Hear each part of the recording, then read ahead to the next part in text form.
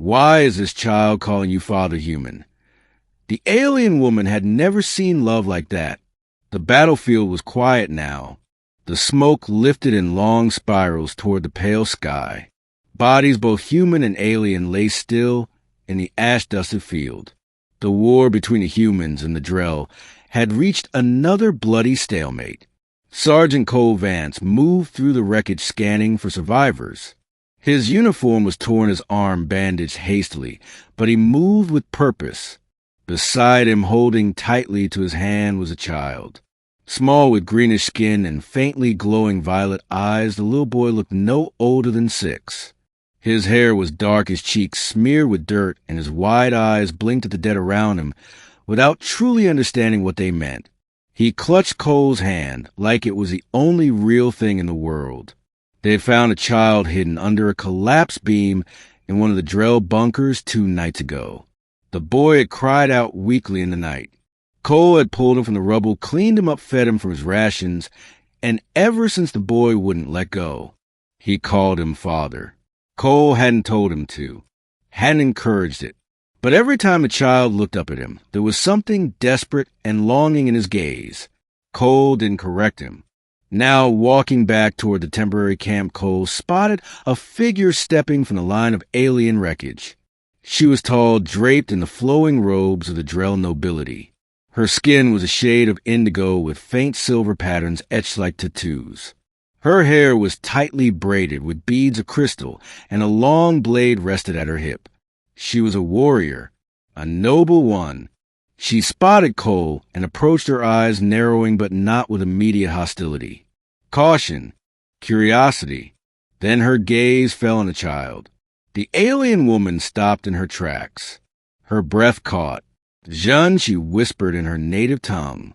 The child looked up at the sound, blinked, and then stepped closer to Cole's leg, hugging it tightly. Cole raised a hand. "He's under my protection. Do you know him?" The woman's voice trembled, though her posture remained stiff. "That is Prince Zenale, my nephew. He was thought to be lost." The boy tilted his head. "Auntie Veyla." She nodded slowly. "Yes, child, it is I." Then she looked sharply at Cole. Her voice was colder this time. "Why is he calling you father human?" Cole hesitated. "I didn't tell him to. He started saying it after I pulled him from the rubble. He's been through something bad." Veyla's eyes shimmered with emotion. "He was taken during the bombing of the Crystal City. Our enemies tried to destroy the royal line. We believed him dead. I didn't know who he was," Cole said softly. "Just that he was small, alone, crying. No one else came for him." Veyla stepped closer, kneeling before the boy. She held out her hands. "Come to me, little one. You are safe now." But the boy only stared at her uncertainly, then shook his head and buried his face into Cole's side. "No," he said softly. "Stay with father." A long silence fell. Veyla looked up at Cole, her voice softer this time. "What did you do to make him love you?" "I kept him warm," Cole said. "I fed him. I held his hand when he cried." "Is that what you humans do for your young?" Cole nodded. "It's what we're supposed to do." She stood slowly, her voice trembling in a way Cole hadn't expected from a warrior of her rank. "Our way is different. Children are raised by the order, trained from birth, prepared for the throne with discipline and solitude. Even noble mothers are distant. It is not our way to show such closeness." "Well, maybe your way is broken," Cole said before he could stop himself. Veyla blinked, surprised but not offended. She studied him carefully. "He trusts you," she said finally. "I didn't ask for that, but I won't throw it away either." She tilted her head. "He is royal blood. His place is with us." "With me? I'm not stopping you," Cole said.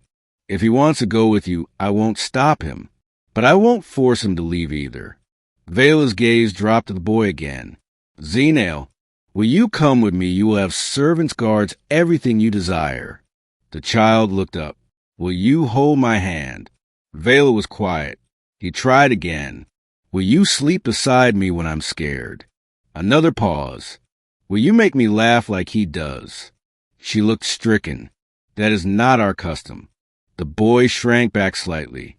Then I stay with father. Tears welled in her eyes, but she did not weep. She stood in silence for a long time. I never understood she murmured what humans meant by love. I thought it was a word you use in songs and stories. Something soft. Weak. She looked again at the way the child clung to Cole's side at the hand, resting protectively on the boy's head. But it is not weak, she said. No, Cole agreed. It's the strongest thing we've got. I was taught to destroy humans, she said. To hate them. That you were cruel, greedy, violent. You're not wrong, Cole said bitterly. Some are, but not all. She walked beside them now as they returned toward camp.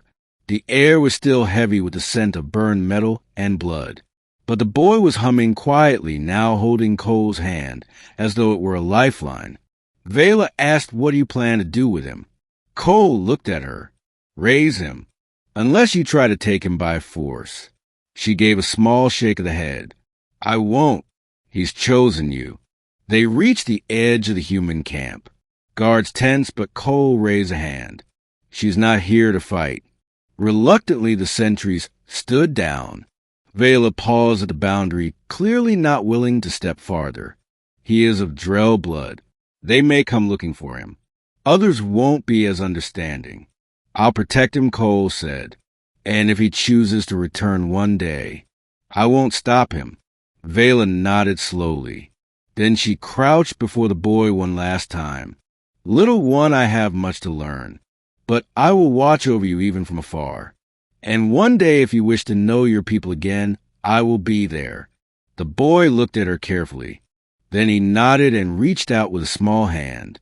She took it and kissed it. Then she turned and walked back into the smoke. Years passed. The war ended. Peace fragile and uneasy was brokered between the two peoples. Cole built a home far from cities and armies. He taught Jun to plant flowers, to build fires, to read both human and Drell texts. The boy grew taller, stronger, and always called him father. Sometimes in the woods beyond their home, a figure would appear just for a moment, watching, always at a distance.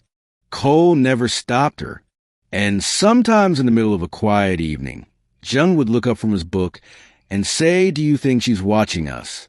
Cole would smile. I think she never stopped. Love, Cole had once believed, was something fragile.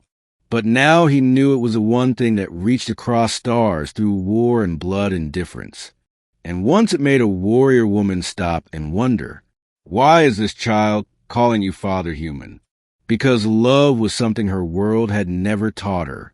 But now she was learning.